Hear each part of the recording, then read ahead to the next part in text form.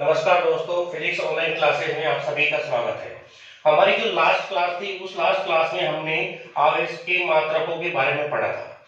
आज हम यहाँ पर उससे आगे चलते हुए मात्रकों से आगे चलते हुए आवेशन के बारे में पढ़ेंगे। तो अपनी यहाँ पर आज की जो हेडिंग होगी वो होगी आवेशन।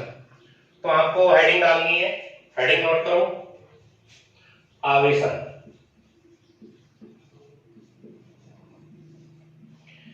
सबसे पहले ये आवेशन क्या होता है इसके बारे में हमको समझना है। आवेशन क्या है? किसी भी वस्तु को आवेश देने की जो प्रक्रिया होती है उसी को क्या कहते हैं? आवेशन कहते हैं। या फिर अपन कह सकते हैं कि किसी वस्तु को आवेशित करने की जो प्रक्रिया है वो प्रक्रिया क्या कहलाएगी बच्चों? वो प्रक्रिया आवेशन कहलाएगी। तो आपको इस हेडिंग के आगे नोट करना है, आवेशन के बारे में नोट करना है कि आवेशन क्या होता है। नोट कीजिए, किसी वस्तु को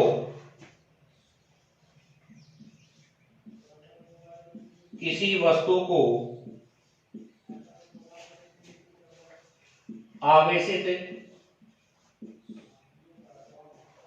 करने की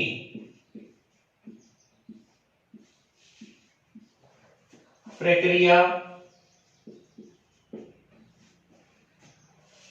आवेशन कहलाती है। प्रक्रिया आवेशन कहलाती है।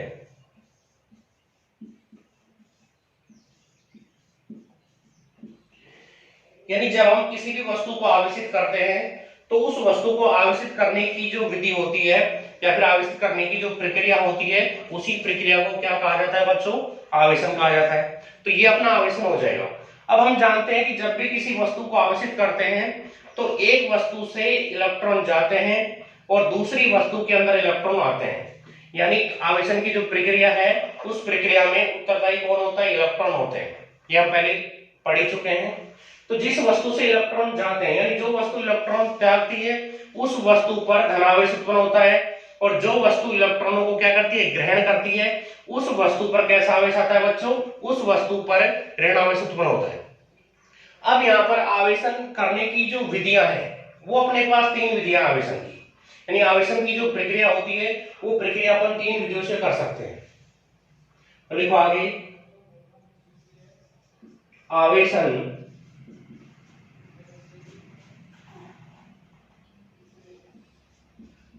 निम्न तीन प्रकार से किया जाता है।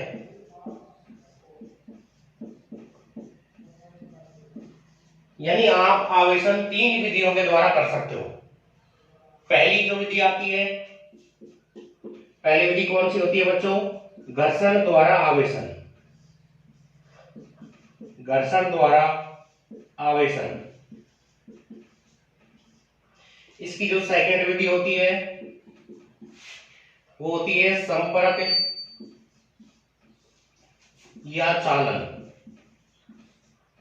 संपर्क या चालन द्वारा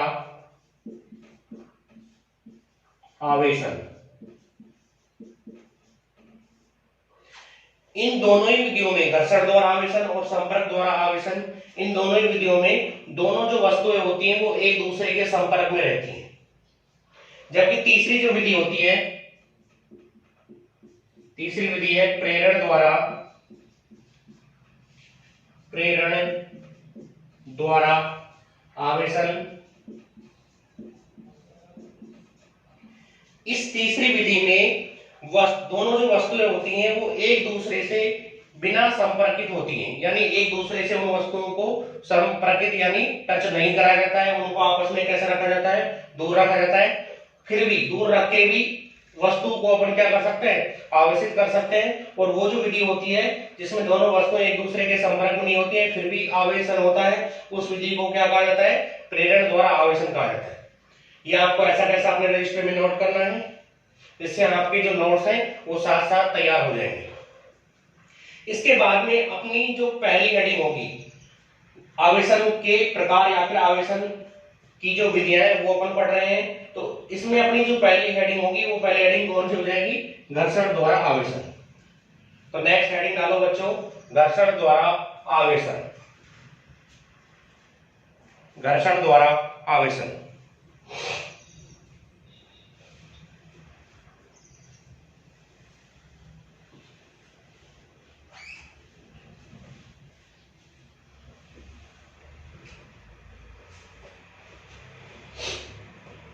अपनी नेक्स्ट हेडिंग होगी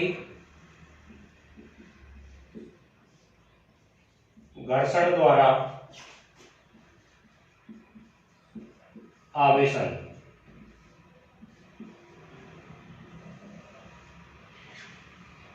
घर्षण के बारे में तो आप 11th क्लास में पढ़ चुके हैं कि जब कोई वस्तु किसी दूसरी वस्तु के संपर्क में होती है तो उन दोनों के मध्य में क्या होता है बच्चों, घर्षण होता है।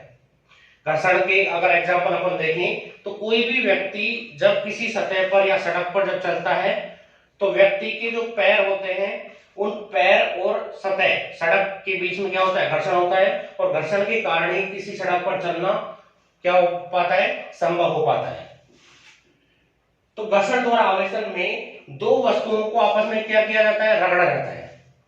उदाहरण के तौर पर अगर अपन देखें कि अगर अपने पास कोई कंगा है और उस कंगे को जब सूखे बालों पर अपन कंघी करते हैं तो बाल और कंगे के मध्य में क्या होता है बच्चों, घर्षण होता है, जिसके कारण से कंगे पर आवेश उत्पन्न हो जाता है, यानी प्लास्टिक का जो कंगा होता है वो ऋण आवेशित हो जाता है। अब यदि उस कंगे को कागज के छोटे टुकड़ों के पास में अगर ले जाते हैं तो वह कागज के छोटे टुकड़े को क्या कर लेता है, आकर्षित कर लेता है, यानी कागज के जो टुकड़े हैं वो उस कंगे पर उपस्थित ऋण आवेश के कारण उस कंगे से क्या हो जाते हैं, चिपक जाते हैं।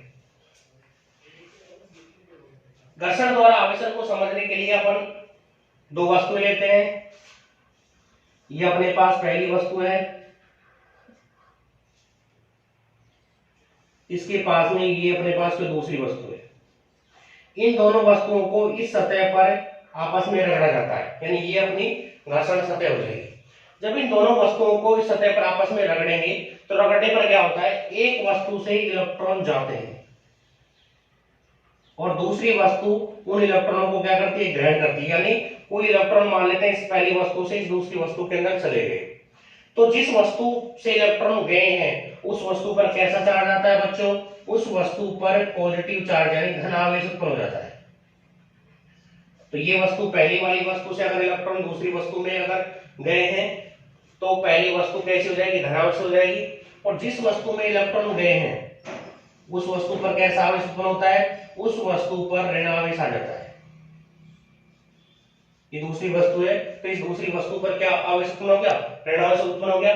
तो इस तरह से जब इन दोनों वस्तुओं को आपस में रगड़ा गया तो रगड़ने पर पहली वस्तु कैसी हुई, धनावेश हो गई, साथ में दूसरी वस्तु कैसी हुई, ऋण आवेश हो गई।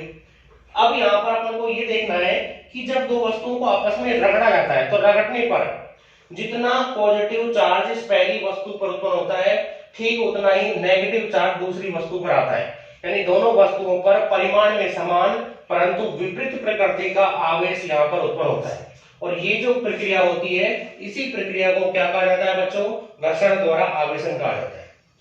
इसके अलावा इस घर्षण द्वारा आवेशन को अपन और प्रयोगों के द्वारा भी समझ सकते हैं। मान लेते हैं अपने पास एक ग्लास रॉड है, एक कांच की छड़ है,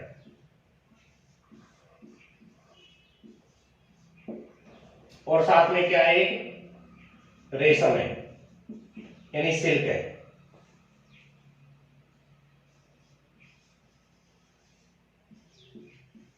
ग्लास रोड है और दूसरी क्या है, सिल्क है।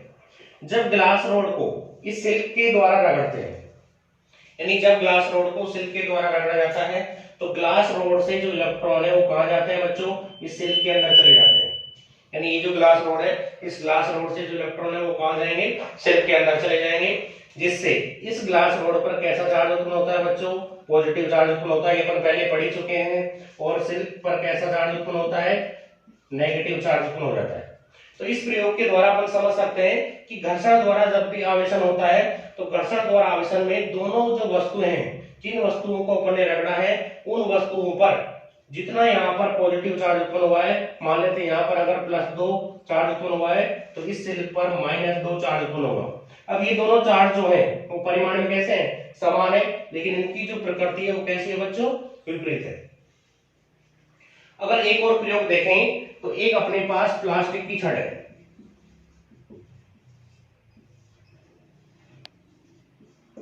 प्लास्टिक की छड़ को अपन किससे रगड़ रहे हैं? रेशम से। अगर प्लास्टिक की छड़ को रेशम से रगड़ा जाता है तो यहां पर भी इलेक्ट्रॉनों का क्या होता है? स्थानांतरण होता है। तो इस स्थिति में जो इलेक्ट्रॉन है, रेशम से जो इलेक्ट्रॉन है वो कहां जाएंगे? प्लास्टिक की छड़ के अंदर जाएंगे। आपको ध्यान रखना है कि प्लास्टिक की छड़ को जब रेशम से रगड़ते हैं तो इलेक्ट्रॉन रेशम से प्लास्टिक की छड़ में आते हैं। तो यहां से रेशम से इलेक्ट्रॉन प्लास्टिक की छड़ में आया, जिससे प्लास्टिक की छड़ कैसी आवेशित हो जाएगी? ऋणावेशित हो जाएगी, क्योंकि रेशम कैसा आवेशित होगा? धनावेशित होगा। अब यहां पर भी जितना नेगेटिव आवेश प्लास्टिक की छड़ पर आया है, ठीक उतना ही धन आवेश किस पर रहता है? किस पर उत्पन्न होता है? रेशम पर उत्पन्न हो जाता है। तो इन प्रयोगों के द्वारा अपन समझ सकते हैं कि जब भी घर्षण द्वारा आवेशन किया जाता है तो दोनों जो वस्तुएं होती हैं उन वस्तुओं पर परिमाण में समान परंतु कैसा आवेश उत्पन्न होता है बच्चों? विपरीत प्रकृति का आवेश उत्पन्न हो जाता है। एक वस्तु अगर धनावेशित होगी तो दूसरी वस्तु कैसी हो जाएगी बच्चों? ऋणावेशित हो जाएगी। तो ये अपना क्या हो गया? घर्षण द्वारा आवेशन हो गया। अब आपको इस घर्षण द्वारा आवेशन की जो प्रक्रिया है, इस प्रक्रिया के बारे में लिखना है। हेडिंग आप डाल ही चुके हैं, घर्षण द्वारा आवेशन की जो हेडिंग है, इस हेडिंग के सामने आपको क्या करना है? नोट करना है। देखो इसमें आगे लिखो, इस प्रक्रिया में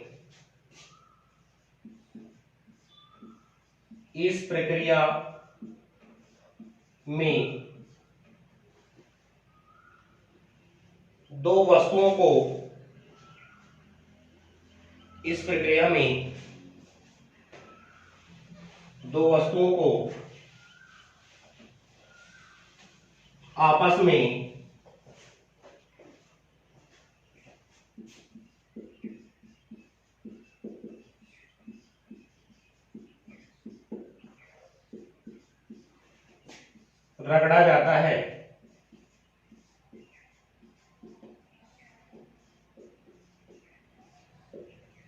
रगड़ा जाता है।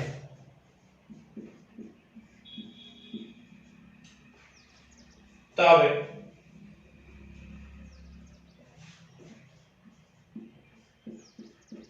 एक वस्तु से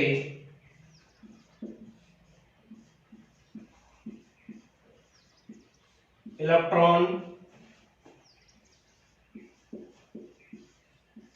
दूसरी वस्तु में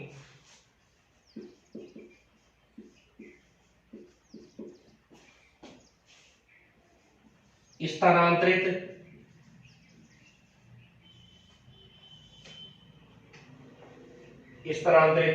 हो जाते हैं।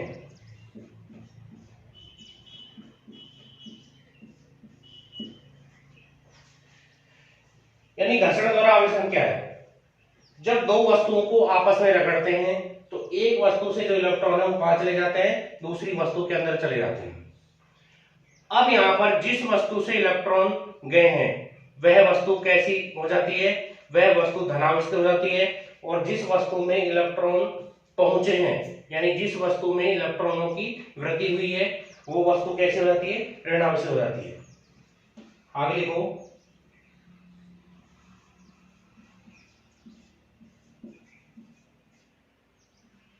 जिस वस्तु से, यहां से आगे लिखना है, जिस वस्तु से इलेक्ट्रॉन जाते हैं, आगे नोट करना है आपको, जिस वस्तु से इलेक्ट्रॉन जाते हैं वह धनावेशित हो जाती है,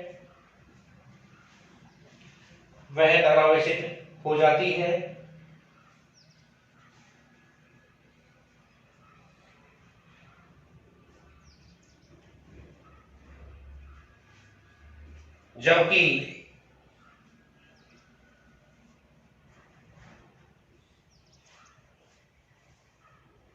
जिस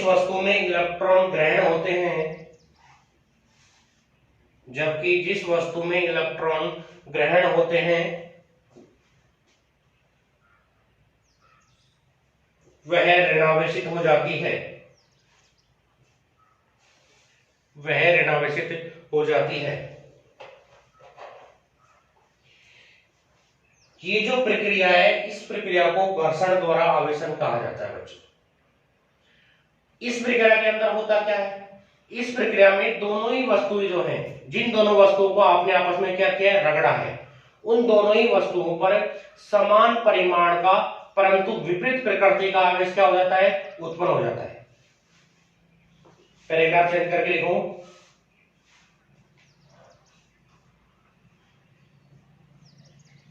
इसमें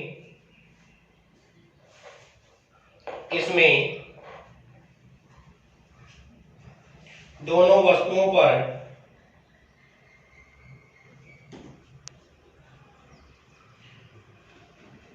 समान परिमाण, दोनों वस्तुओं पर समान परिमाण परंतु विपरीत प्रकृति का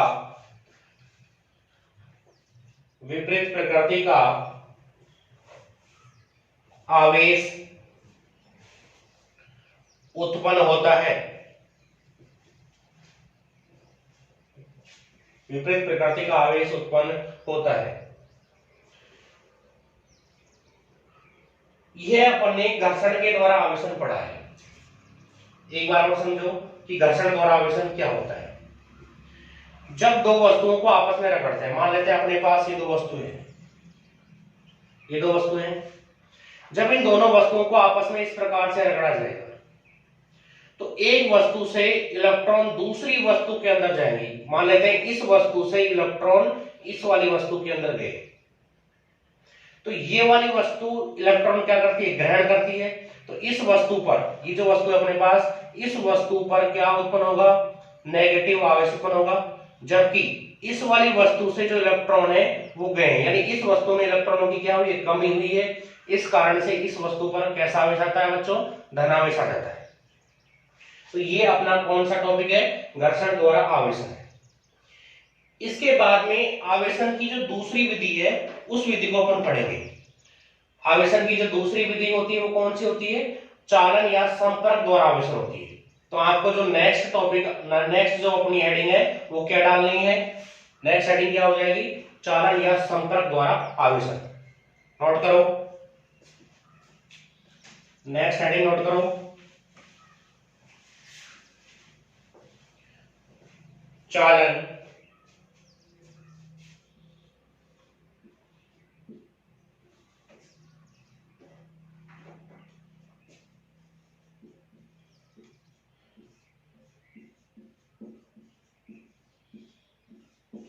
द्वारा आवेशन।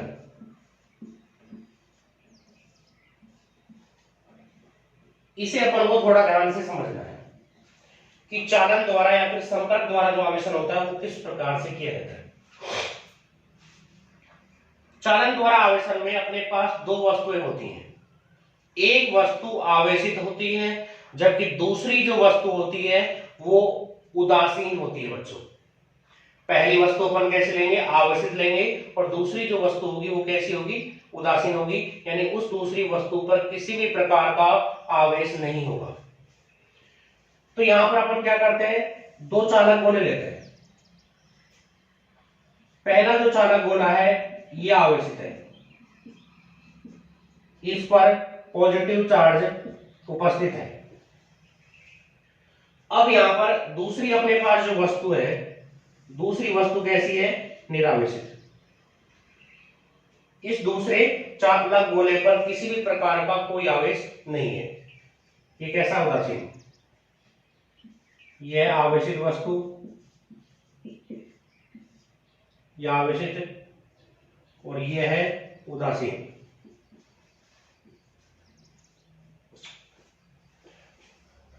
अगर संपर्क द्वारा आवेशन किया जाए तो इन दोनों वस्तुओं को एक दूसरे के संपर्क करना है। अगर चालन द्वारा आवेशन किया जाए तो इन दोनों वस्तुओं को किसी चालक तार की सहायता से क्या कर देंगे, जोड़ देंगे। हम यहाँ पर चालन द्वारा आवेशन पढ़ रहे हैं, तो चालन द्वारा आवेशन में इन दोनों वस्तु को अपन क्या करते हैं, एक चालक तार की सहायता से जोड़ दी। ये अपन ने दोनों वस्तुओं को चालक तार की सहायता से क्या कर दिया है, जोड़ दिया है। अब यहां पर ये अपना चालक तार है। जब इन दोनों वस्तुओं को चालक तार की सहायता से जोड़ते हैं तो यहां पर क्या होता है कि आवेशित वस्तु से जो आवेश है वो निरावेशित वस्तु की ओर चला जाता है। यानी जो आवेश का जो प्रवाह होगा इस आवेशित वस्तु से निरावेशित वस्तु की ओर हो जाएगा। और ये जो प्रवाह है, इस प्रवाह का होने का जो कारण होता है वो होता है विभव का अंतर। यानी यहाँ पर आवेश के प्रवाह होने का जो कारण होता है वो क्या होता है, विभव का अंतर होता है। यानी यहां से इस आवेशित वस्तु का विभव अलग होता है, इस दूसरी उदासीन वस्तु का विभव कैसा होता है, इसकी तुलना में क्या होता है, उदासीन वस्तु का कम होता है, जिसके कारण से अधिक विभव से कम विभव की ओर आवेश का क्या होता है बच्चों, प्रवाह होता है। यानी यहाँ पर विभव में अंतर के कारण आवेश का जो प्रवाह होता है वो आवेशित वस्तु से निरावेशित वस्तु की ओर होता है। और इस प्रकार से कुछ समय के पश्चात ये दोनों जो वस्तुएं होती हैं और आवेश का जो प्रवाह होता है ये कब तक चलता रहता है, जब तक इन दोनों वस्तुओं का जो विभव वो कैसा नहीं हो जाए बच्चों, समान नहीं हो जाए। यानी जब तक इन दोनों वस्तुओं का विभव समान नहीं हो जाएगा तब तक आवेश का प्रवाह इस आवेशित वस्तु से इस निरावेशित वस्तु की ओर होता रहेगा। और जैसे ही इन दोनों वस्तुओं का विभव बराबर हो जाएगा तो विभव के बराबर होते ही इन दोनों वस्तुओं पर स्थिर आवेश हो जाएगा, अलग अलग आवेश हो जाएगा।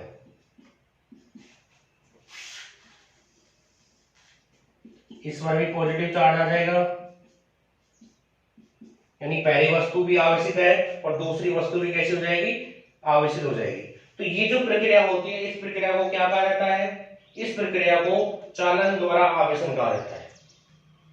एक बार दोबारा समझो कि चालन द्वारा आवेशन जो होता है, इस चालन द्वारा आवेशन में एक आवेशित चालक को एक निरावेशित चालक के साथ चालक तार की सहायता से जोड़ते हैं। यानी आवेशित जो वस्तु होती है उस आवेशित वस्तु को एक निरावेशित जो वस्तु है उससे चालक तार की सहायता से अपन क्या करेंगे, जोड़ देंगे। अब जिसके कारण से क्या होता है, यहां से आवेशित वस्तु से आवेश का जो प्रवाह है वो निरावेशित वस्तु की ओर होता है। और ये प्रवाह कब तक होता रहता है बच्चों, जब तक इन दोनों वस्तुओं का विभव कैसा नहीं हो जाए, बराबर नहीं हो जाए, तब तक आवेश का प्रवाह होता रहेगा। और जैसे ही विभव बराबर होगा, यानी जैसे ही दोनों वस्तुओं का विभव बराबर होगा, आवेश का प्रवाह बंद हो जाएगा और दोनों वस्तुएं फिर कैसी हो जाएंगी, आवेशित हो जाएंगी। इस वस्तु पर भी पॉजिटिव चार्ज आ जाएगा और इस वाली वस्तु पर तो पहले से ही पॉजिटिव चार्ज था। ये अपना क्या कहलाता है, चालन द्वारा आवेशन कहलाता है। चित्र बना लो। ये अपन ने हेडिंग डाल रखी है, चालन द्वारा आवेशन। अब इस हेडिंग में हमको नोट करना है कि चालन द्वारा आवेशन किस प्रकार से किया जाता है। लिखो लिखो इसमें आगे हेडिंग के आगे, इस प्रक्रिया में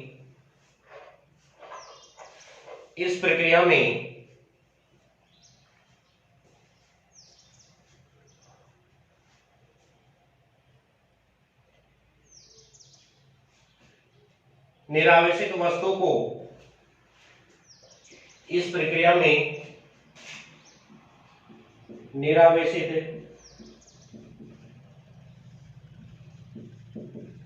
वस्तु को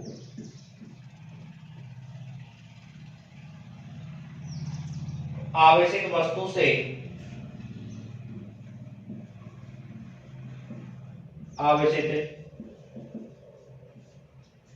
से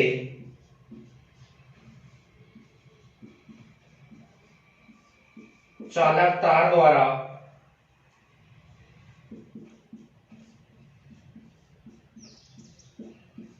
जोड़ा जाता है।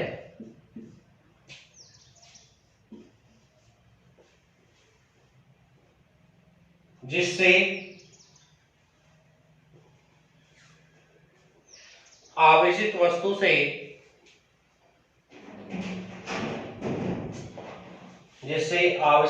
से आवेश का स्थानांतरण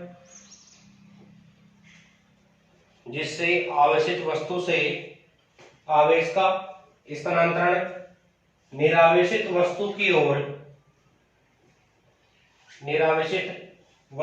ओर होता है।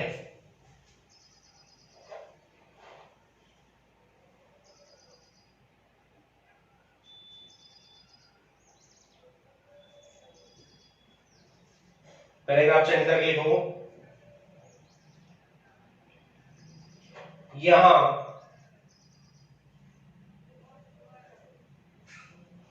आवेश का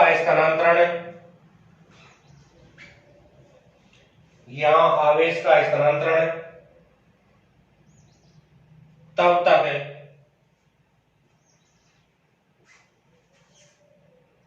होता है जब तक दोनों वस्तुओं के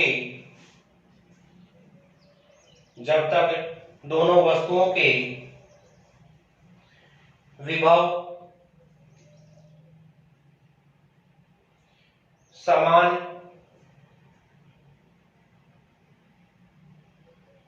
न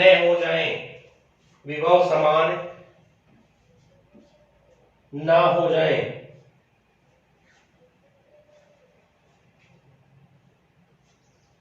यानी यहां पर इस वस्तु से आवेश इस निरावेशित वस्तु में तब तक जाता रहेगा जब तक इन दोनों वस्तुओं के विभव कैसे नहीं हो जाते बच्चों, समान नहीं हो जाते। यानी इन दोनों वस्तुओं के मध्य विभव का जो अंतर है, उस विभव के अंतर के कारण ही यहाँ पर क्या होता है, आवेश का इस आवेशित वस्तु से इस निरावेशित वस्तु की ओर क्या होता है, आवेश का स्थानांतरण होता है। अब यहाँ पर ये आवश्यक नहीं है, ये दोनों जो वस्तु है, इन दोनों वस्तुओं के विभव तो समान है। इस वस्तु का विभव अगर v है तो इस वाली वस्तु का विभव भी v ही रहेगा।